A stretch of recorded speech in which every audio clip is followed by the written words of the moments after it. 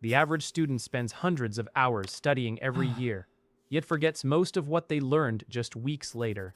All those late nights, all those highlighted pages, and somehow when the exam arrives, the brain goes blank. It almost feels unfair. Picture this. It is 6 o'clock. You sit down, laptop open, notes ready. Tonight, I am actually going to focus. Then your phone lights up. One notification. A few scrolls later, it is 8:47 p.m., and 2 hours are gone.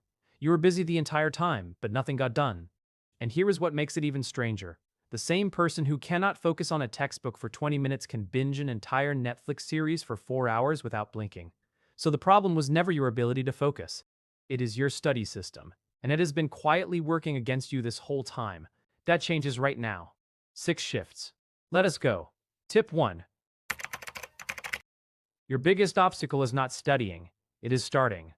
Psychologists call this friction, the invisible resistance between deciding to do something and actually doing it. Your phone removes all friction. One tap, instant reward, zero effort. Studying feels like the opposite.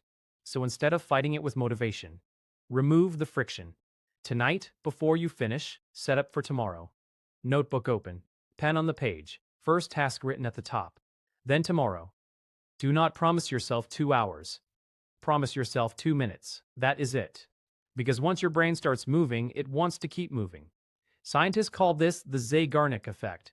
Your mind is wired to finish what it has already begun. Start for 2 minutes. You will almost never stop there. Tip 2.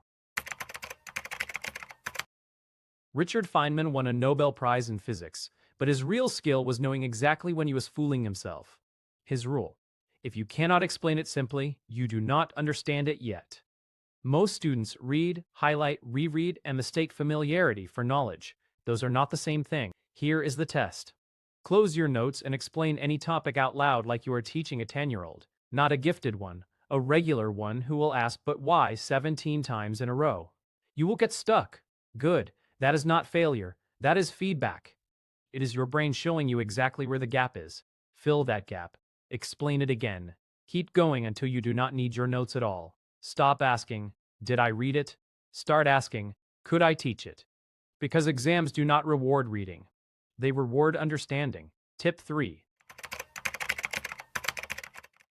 Rereading is one of the least effective study methods that exists, and it is what almost every student does by default. Here is why it feels like it works.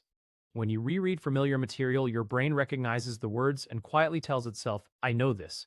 But recognition is not memory. On exam day, book closed, clock ticking, that familiarity vanishes. The fix is active recall. Read a section once, close the book.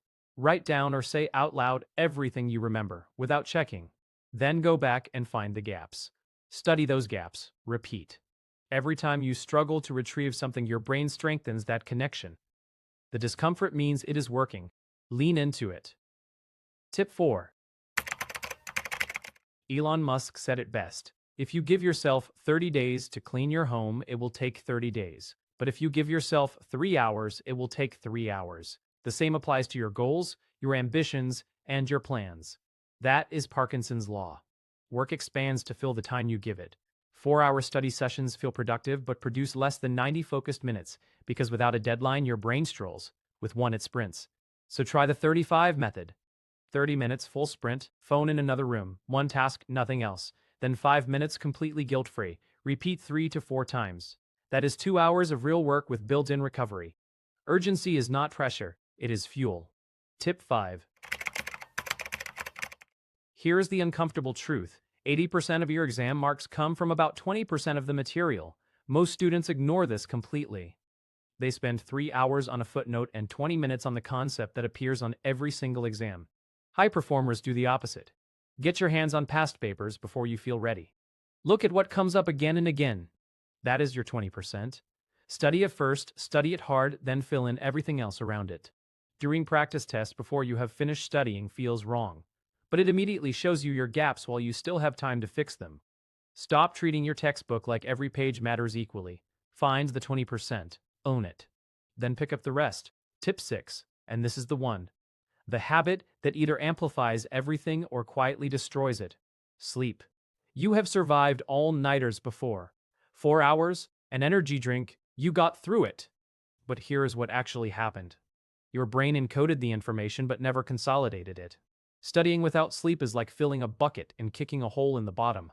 During deep sleep, your brain replays what you studied and transfers it from short-term into long-term memory. Students who slept 8 hours after studying retained 40% more than those who stayed up.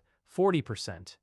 Every tip in this video, the 2-minute start, active recall, the 30/5 method, the 20% focus, all of it gets stronger with sleep. And all of it quietly falls apart without it. Study. Sleep. Recall the next morning.